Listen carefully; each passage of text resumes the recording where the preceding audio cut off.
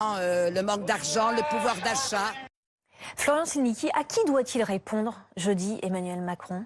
Je vais vous dire cyniquement, Emmanuel Macron, il n'a qu'un enjeu, c'est rassembler les siens. On est à la veille d'une échéance européenne. Cette élection européenne, elle est traditionnellement une élection défouloir. Et donc Emmanuel Macron, s'il n'a qu'un atout, il doit l'exploiter. Et il a pour l'instant un atout relatif par rapport aux autres partis politiques, c'est qu'il a un clan derrière lui, soudé, qui ne le lâche pas. C'est celui des militants de la République En Marche. Et donc il doit avant tout leur parler. Il doit ensuite tenter d'apaiser la société française, mais on sait aussi qu'il ne parlera pas, évidemment, on le sait d'avance, à cette frange radicale des Gilets jaunes qui ne peut pas être satisfaite. Et vous savez, j'en termine là, cette frange radicale des Gilets jaunes, elle me fait penser au fond à ce que vous pourriez voir dans une vitrine. Ce serait une sorte de valise sans poignée ni roulette, mais qui vous dirait « adoptez-moi » alors qu'elle ne sert strictement à rien. Bien, il en va de même avec des gens qui expliquent à longueur de temps qu'ils ne veulent qu'une chose, c'est la démission du président de la République. Alors d'ailleurs, David Poulain, je vous voyais faire non de la tête en écoutant ces Gilets jaunes-là. Vous n'êtes pas sur la même ligne, vous n'avez pas les mêmes attentes qu'eux ?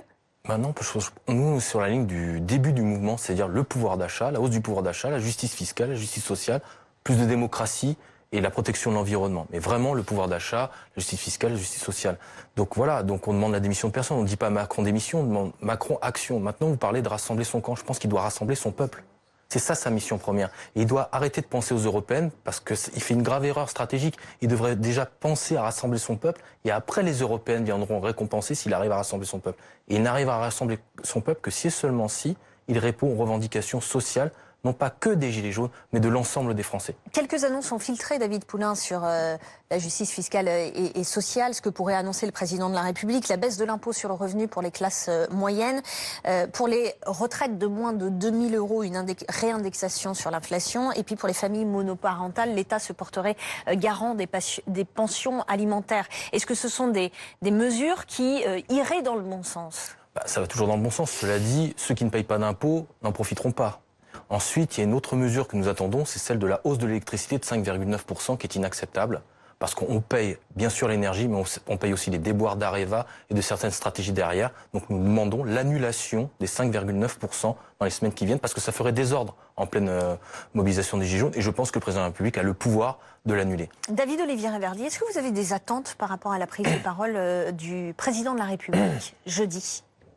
J'allais vous dire les attentes qu'on peut avoir.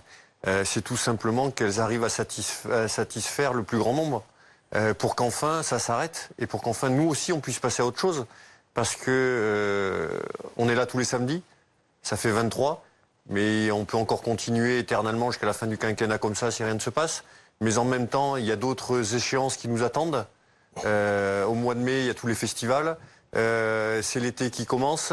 Au mois d'août, c'est le G7 en France, avec également, encore une fois, des sommets altermondialistes qui vont s'organiser comme à chaque fois qu'il y a ce genre de manifestation dans le monde entier, pas seulement en France. Donc il y a tout un tas de choses. En fait, nous, ça fait 4 ans qu'on n'arrête pas. Ça fait 4 ans qu'on est sur les charbons ardents, ça fait 4 ans qu'on n'en peut plus, et ça fait 4 ans qu'on est là quand même.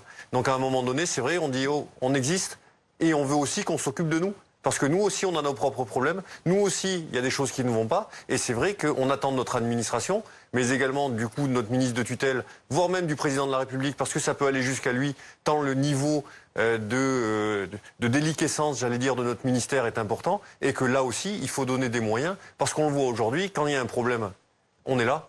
Et si on n'est pas là, qu'est-ce qui se passe ? Si demain, vous n'avez plus les gendarmes et les policiers dans la rue, qu'est-ce qu'on fait ? Rejoignez-nous. Eh bien, on répond présent malgré tout et on défendra la République parce qu'on est là pour défendre la République. Nos collègues le font dans le respect des lois parce qu'ils aiment leur métier, parce que c'est comme ça. On est policier, on défend l'État.